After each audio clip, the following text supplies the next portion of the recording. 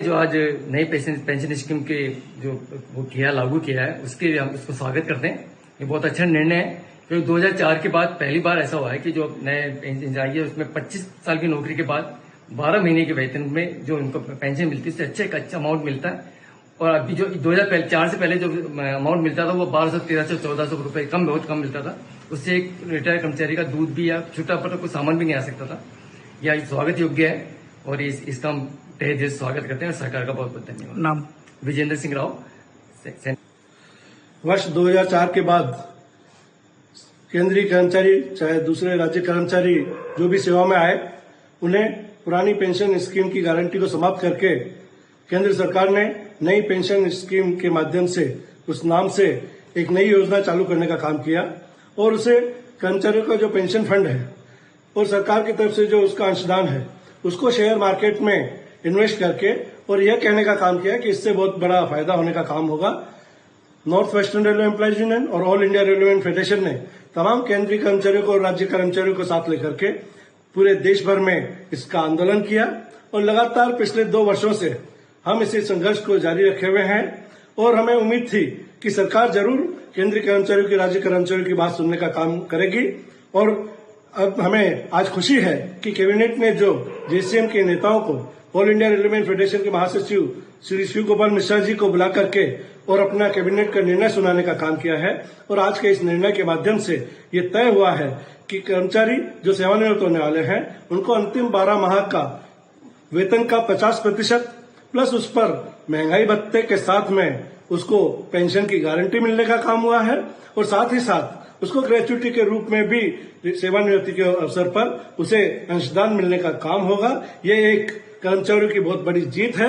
ये हमारा अगस्त क्रांति दिवस पर गत वर्ष जो 10 अगस्त को हमने रामलीला मैदान पर 2.5 लाख कर्मचारियों ने इकट्ठा होकर के जो आंदोलन किया था, गत वर्ष पूरे वर्ष पर्यंत हमने प्रति माह की 21 तारीख को जो हमने आंदोलन करने का काम किया था, क्रमिक अनशन, धरना और विभिन्न प्रकार के आंदोलनों के माध्यम से जो हमने डिमांड की थी, इससे युवाओं का जो आने वाले भविष्य में सेवानिवृत्त होने जा रहे हैं उनका भविष्य सुरक्षित होने का काम हुआ है और उनको एक पेंशन की गारंटी मिलने का काम हुआ है जिससे उसका आने वाला समय निश्चिंता पूर्वक गुजरने का काम होगा और कर्मचारी और अधिक जीव के साथ और अधिक उत्साह के साथ इस देश के विकास में काम करने वाले हैं। मोहन चलानी, मंडल सचिव, north western railway employees union की यात्रा के बाद हिंदुस्तान लौटे हैं तो हिंदुस्तान की सभी ट्रेड यूनियन कर्मचारी संगठनों के साथ उनकी बैठक हुई और लंबे समय से कर्मचारियों की सामाजिक सुरक्षा को लेकर एनपीएस जो न्यू पेंशन स्कीम के अगेंस्ट ऐसी एक योजना चाह रहा है पूरा देश का कर्मचारी वर्ग कि ओपीएस को लागू किया जाए। कुछ राज्यों ने की पूर्ववर्ती सरकारों ने ओल्ड पेंशन स्कीम को अपने राज्यों में लागू कर दिया है, लेकिन भारत सरकार का इसमें अभी तक नीतिगत निर्णय आया नहीं था। आज माननीय प्रधानमंत्री जी ने हिंदुस्तान के सभी कर्मचारी संगठनों, ट्रेड यूनियन के साथ बैठ के एक यूनानी मसले से रास्ता निकालने का प्रयास किया है। एकीकृत पेंशन योजना के अंतर्गत उस कर्मचारी की सामाजिक सुरक्षा की व्यवस्था करने का एक रास्ता ढूंढा है।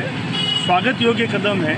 फिर भी हमारी डिमांड यही रहेगी कि भारत सरकार अपने घोषणा पत्र, अपने संकल्प पत्र के अनुसार ओल्ड पेंशन स्कीम को पूर्णतया लागू करे।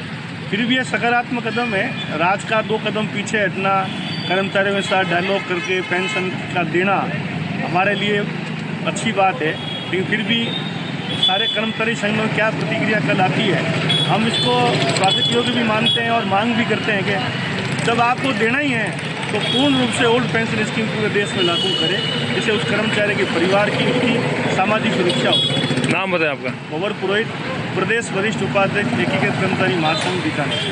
प्रधानमंत्री जी द्वारा जो ये फैसला लिया गया है वो तो सराहनीय है ही, क्योंकि कुछ उन्होंने ऐसे काम किए हैं जिसके लिए सरकार को अपना कार्य करने के लिए बाध्य होना पड़ा। और हम ये चाहते हैं कि हमारी पुरानी पेंशन योजना जो हो रही है उसके लिए ये कदम उठाएं और जो कार्य किया है उसके लिए हम प्रधानमंत्री जी की सराहना करें। नाम बताएं? राम कुमार व्यास, जोधपुर विद्युत वितरण निगम कर्मचारी मजदूर संघ संस्थापक सदस्य एवं एकीकृत महासंघ का संरक्षक।